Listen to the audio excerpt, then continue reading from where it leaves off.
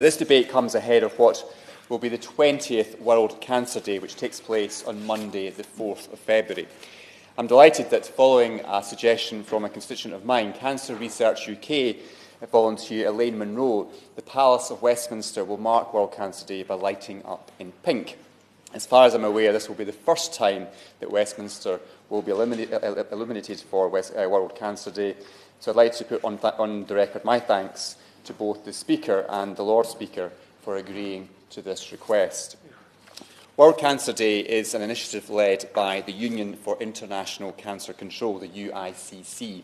Each year, the global cancer community is united in seeking to raise awareness about cancer prevention and treatment and about the importance of tackling cancer globally by governments working together. Last year's World Cancer Day involved more than 1,000 activities in 139 countries, culminating in 500,000 social media mentions and over 14,000 press releases and broadcasts in 145 countries worldwide. Cancer is very much a global problem.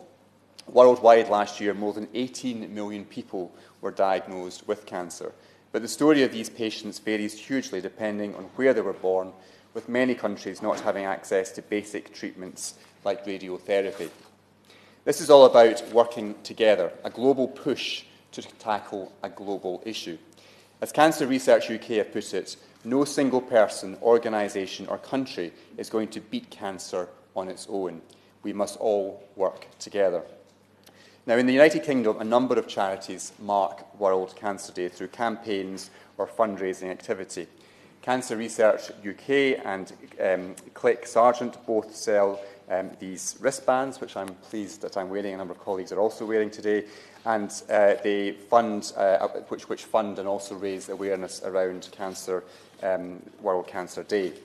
Children with Cancer UK and Institutes of Cancer Research are also running campaigns to coincide with World Cancer Day, and in previous years, many other charities, including Macmillan, Marie Curie, Breast Cancer Now, and the Anthony Nolan Trust, have marked the day also.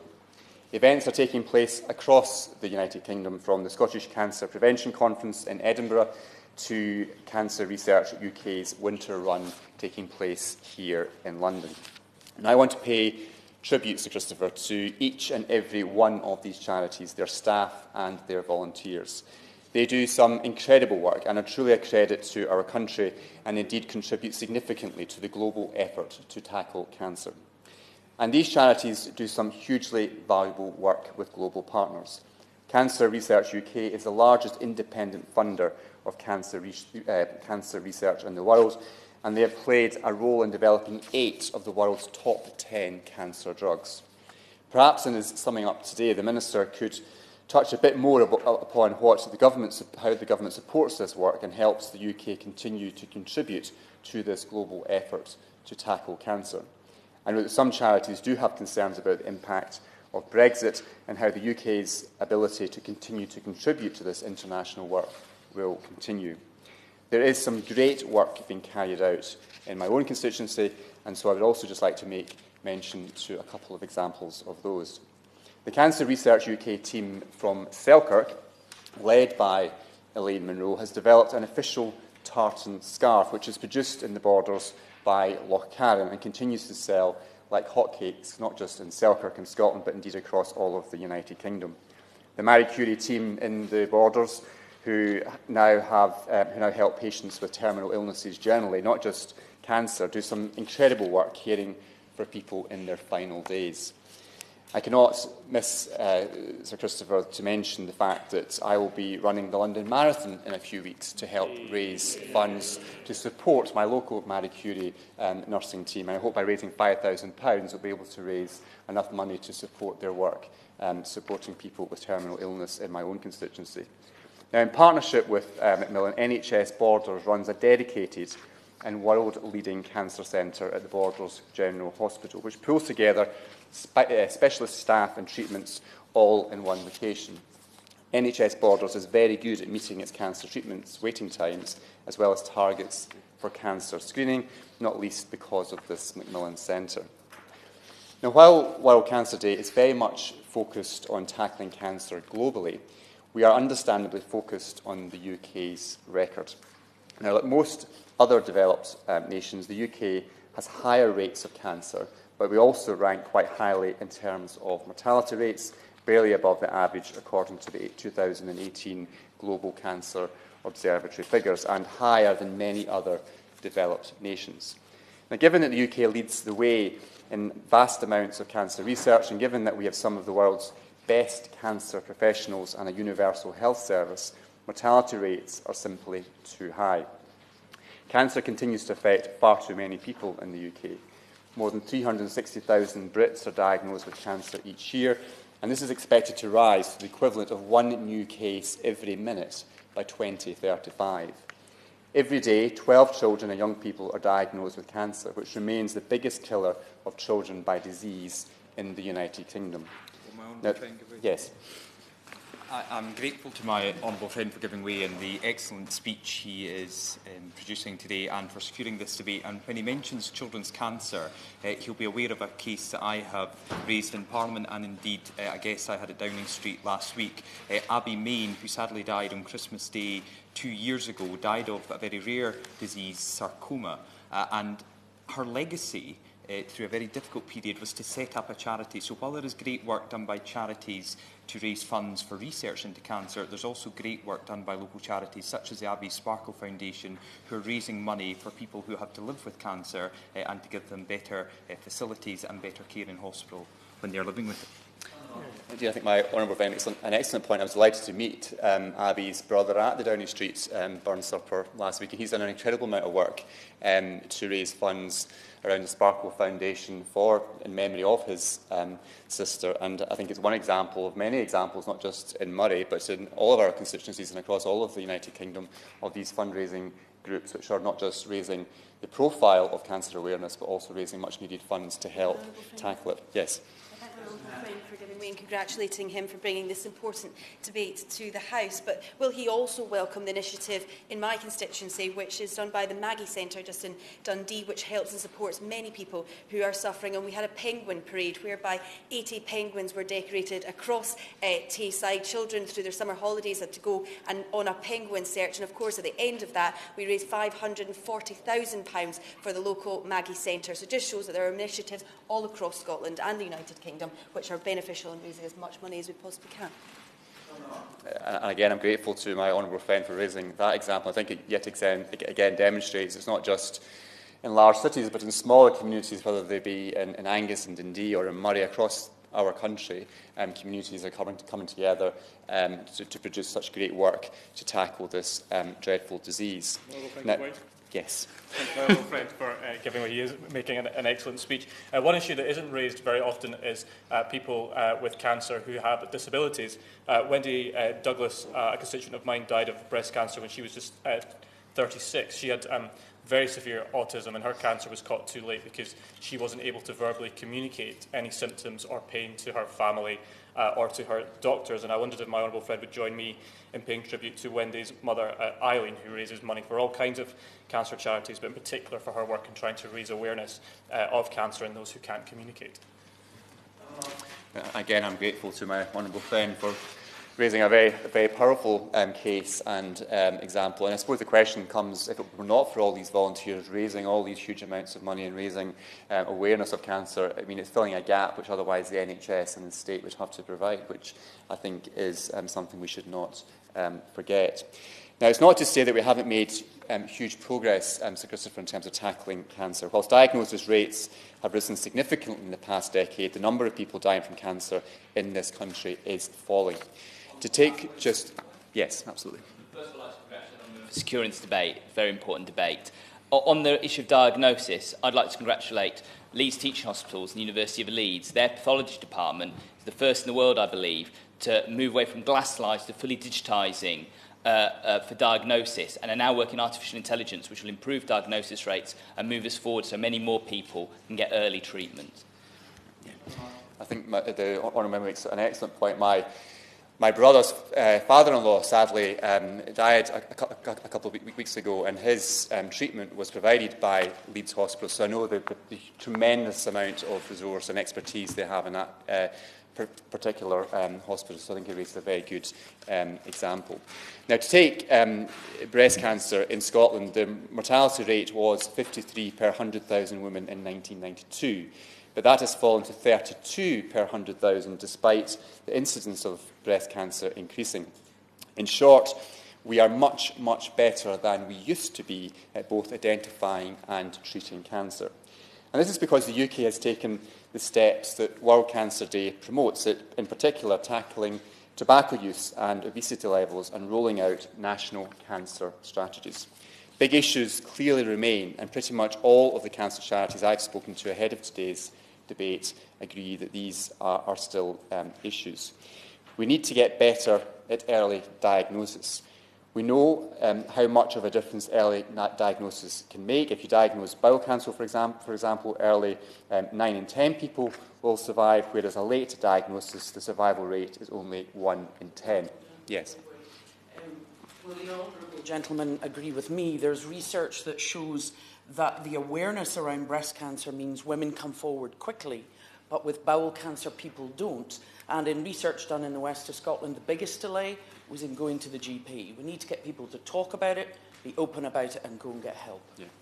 I couldn't agree more. I think there's an awareness issue, and people are very often, when they maybe develop some symptoms which they're unsure of, they are nervous about going to the doctor, and people need to be encouraged to step forward and go to their GP to ensure that if there is opportunity to get that early diagnosis, we achieve that, because clearly the results are so much more positive if that is achieved. Now, this is why we have early diagnosis targets across the UK, and it's why it's so serious that in Scotland more than 20% of patients are waiting for longer than the 6-week standard for diagnostic tests. And too many people are waiting too long for treatment. NHS boards north of the border are meant to take no more than 2 months to start treatment, but this is being missed for every type of cancer, and in some health boards, 1 in 5 patients didn't meet that target. I'm sure we've all received emails from patients who are faced with an agonising wait for treatment, knowing they have cancer. While these missed targets are by no means unique to Scotland, I do hope that we can all come together here, SNP colleagues included, to call on the Scottish Government to make clear that this needs to get better. I'd also be interested to hear the Minister's views on whether any consideration has been given to reviewing treatment target times with a view to introduce faster treatment targets for certain types of cancer. It strikes me odd that across the UK our targets are the same for all cancers, regardless of their type. And a significant reason for the time taken to diagnose and treat is problems to do with workforce. Demand for tests is only going to increase due to a growing and ageing population, but already we don't have enough staff in a range of areas. For example, there is a 10% rate of... Yes? The honourable gentleman agree with me, the fact that we no longer have nursing bursaries. When I was a nurse, I had a nursing bursary. I couldn't have trained without that. We really must bring back the bursary if we want. It's all right saying we've got all these vacancies, we're going to have all these nurses, but if people don't train, we will not have the people to fill those vacancies. I'm grateful to the member for making that point. I think there's a range of options which we need to consider. I mean, I have recently met with my own NHS health board. I meet with a number of my GPs frequently, and there's vacancies in all different parts of the health service. And we need to consider how we get more people in to provide or to do the jobs that we need. And it's a particular challenge in the constituency that I represent. Many rural communities don't have enough GPs, don't get enough nurses, and bursaries may be part of it. There's a range of things that we need to do in the Scottish Government and UK Government to try and address those issues. I just want to just make the point here, and I will just in a second, in relation to the vacancies, and I just want to make one example. There's a 10% vacancy rate for radiology consultants across Scotland, and 1 in 5 of the current workforce are expected to retire over the next 5 years. So yes, there's challenges just now, but there's future challenges coming down the line. I thank the honourable gentleman for giving way and congratulate him on securing this debate. He's talking about access to treatments that are existing, but does he also agree with me that there has to be more work done for conditions that treatment's not yet available for? You know, and the late Tessa Jowell worked very hard on this issue right up to the end of her life about trying to improve access to new treatments and trying to care for people who have conditions where there is perhaps no treatment out there. Does he agree we should pay tribute to Tessa Jowell and continue that work? I absolutely agree with them, and I think we need to do much more to promote and make awareness greater about these types of conditions. And I'm going to come on later about the availability of drugs. So, Christopher, the Scottish Government recognises that this is a problem, but have missed their target for increasing the number of nurse endoscopists by 40%. In England, nurse vacancies are similarly too high. The availability of drugs is also an issue which concerns charities and patients alike. The most high-profile example of this is the breast cancer drug Pertita, which was rejected for use 3 times in Scotland, but was finally given approval just a few weeks ago. Getting quicker and more cost-effective access to the latest and best treatments must be the priority in the future. Now, I know colleagues will want to press the Minister on what the UK Government is doing to tackle cancer in England, but these are all issues which need to be addressed across all parts of our United Kingdom. Now, I'm conscious that as a Scottish MP, the Minister is not directly responsible for cancer waiting times and treatments for my constituents, but I do think that there are UK-wide approaches which should be taken to help us tackle cancer head-on together. Now, World Cancer Day is all about recognising that cancer knows no boundaries and individual governments cannot address these challenges in isolation. Now, this begs the question, are the UK government and devolved governments working as well together as they should be on this issue? Should we, for example, be buying some drugs and equivalent on a UK-wide basis? Now, current practice is that we have 4 separate bodies approving new drugs across the UK. Now, while this allows different parts of the UK to make their own decisions, surely a UK-wide approach would make sense in some cases. We could be making ultra-orphan drugs more affordable or using economies of scale to deliver common drugs at a lower cost. I'd therefore be interested to hear the Minister's views on this suggestion and whether there have been any discussions with the devolved administrations about whether this might be a possibility. And are health boards across the UK as good as they can be at talking to each other and about sharing best practice? Representing a constituency on the border with England, I'm all too often aware of examples of that border acting as a barrier to cooperation. I certainly hope that that's not the case when it comes to cancer treatment. I hugely welcome the extra funding which is coming the NHS's way, which will of course mean an extra £2 billion a year for the Scottish Government to spend on health if they choose. Perhaps the Minister can outline what this means for cancer treatment in England and how much of this extra funding is going to be used to improve treatment and reduce cancer waiting times. And the final point I would like to raise with the Minister is whether we can do more to support families with the cost of cancer treatment, in particular in respect of supporting the wider family. Parents spend an average £600 in additional expenses a month as a result of their child's active cancer treatment. Much of this is on travel costs. Young people in my constituency, for example, often have to make a 100-mile round trip to Edinburgh for tests and for treatment. Children's charity Cancer Click Sargent are calling for a cancer patients travel fund as well as a review of DLA and PIP so that young cancer patients get financial support backdated from the day of diagnosis, and I certainly think these are reasonable suggestions. It is... Yes. Give way. Thank you.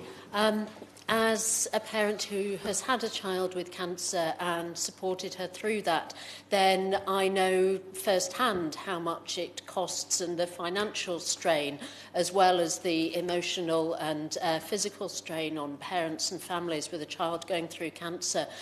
Would the Honourable Member agree that the level of universal credit, which doesn't take account of the costs of cancer for parents who often both have to give up work to support one child in hospital and other children at home or at school, is absolutely crippling for those families?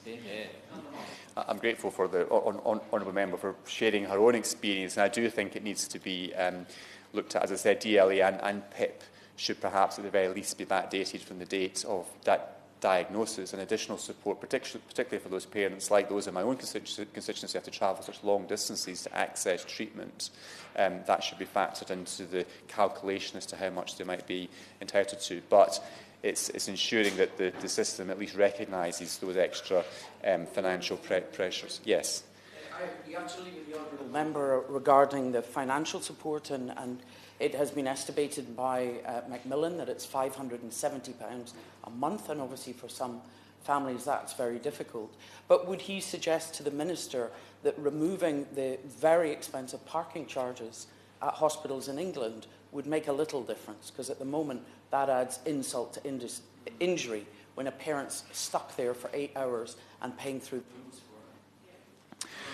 Well, for my own, I'm grateful for that point. I'm certainly aware of constituents in my Scottish constituency who have been parked at Borders General Hospital, including staff, because of the limitation of parking spaces, who then face huge penalties from the Health Board in Scotland as a consequence of the parking arrangements which that particular hospital has put in place. So there's lots of dynamics there, but there's issues in Scotland as much as there are in England. So, Christopher, I'm going to conclude. It's great to see so many colleagues here today. I'm pleased that this Parliament will be marking World Cancer Day in such a public and clear way on Monday. We have made great strides in treating cancer in recent years, thanks in no small part to the work of charities, researchers and health professionals across every part of our United Kingdom. World Cancer Day is an opportunity for us all to come together to make a strong commitment to continue this fight against this dreadful disease. Thank you. Yeah.